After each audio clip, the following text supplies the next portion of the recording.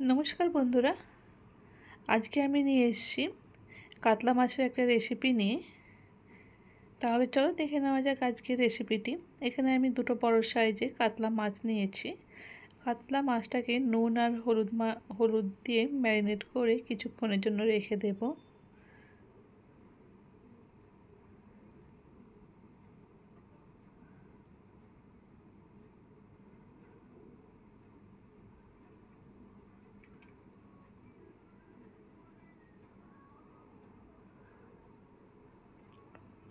এরপর আমি কড়াইয়ের মধ্যে 4-5 চামচ সর্ষের তেল দিয়েছি। রান্নাটা অবশ্যই সর্ষের তেলে করতে হবে।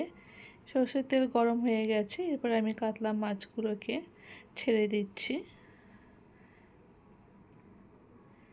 এবার কাতলা মাছগুলোকে আমি দুটো সাইড ভালোভাবে ভেজে নেব।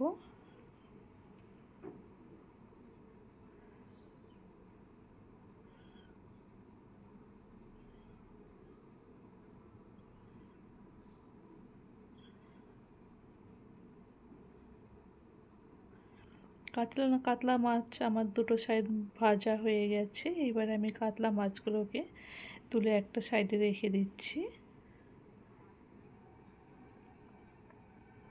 এরপর আমি ওই মাছ ভাজা তেলের মধ্যে একটা টমেটো দিলাম চপ করে কেটে রাখা। আর এইদিকে কিছু মশলা আমি রেডি করে নিচ্ছি। এই জন্য নিয়েছি 1 চামচ ধনে গুঁড়ো, 1/2 চামচ গোলমরিচ গুঁড়ো আর 1/2 চামচ গরম মশলা আর স্বাদ মতন লবণ দিয়ে অল্প জল দিয়ে মশলাটাকে আমি একটা মিশ্রণ বানিয়ে নেব। গুঁড়ো মশলা ডাইরেক্ট তেলে দিলে পুড়ে যেতে পারে, সেই জন্য একটু জলে গুলে দিলে টেস্ট ভালো হয়। এরপর আমি টমেটোর মধ্যে মশলাটা দিয়ে দিলাম।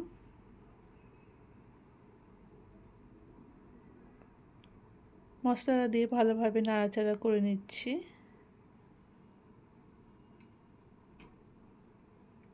আর এর মধ্যে দিলাম আমি অল্প চিনি। আর এদিকে আমি হাফ বাটি দুধ নিয়েছি, তার মধ্যে এখানে 1 চামচ ময়দা দিয়ে ভালোভাবে ময়দাটাকে দুধের মধ্যে মিক্স করে নিচ্ছি।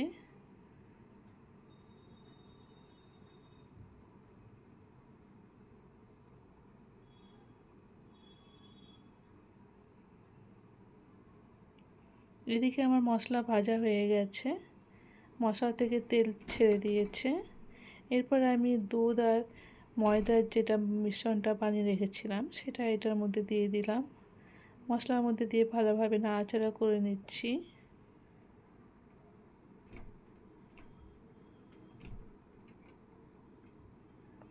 এরপর আমি এর মধ্যে ভেজে রাখা কাতলা মাছগুলোকে দিলাম। অল্প ফুটিয়ে আমি নামিয়ে নেব, তাহলে রেডি হয়ে যাবে আজকের রেসিপি। আজকের রেসিপিটির নাম হলো ক্ষীরোদ কাতলা।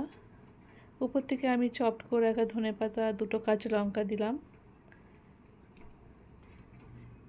অবশ্যই এই ক্ষীরোদ কাতলা একবার ঘরে বানিয়ে দেখো, ভীষণ টেস্টি হয় এই মাছ।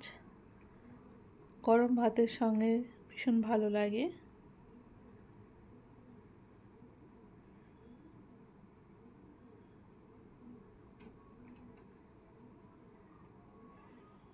খুব সহজ একটা রেসিপি, কোনো বাটাবুটি মশলা ছাড়াই বানিয়ে ফেলো ক্ষীরোদ কাতলা মাছ।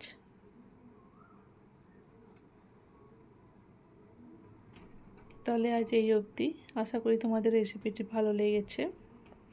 আবার আমি চলে আসবো নতুন কোনো পর্বে নতুন কোনো রেসিপি নিয়ে। তোমরা সবাই ভালো থেকো। ওকে, বাই, টেক কেয়ার।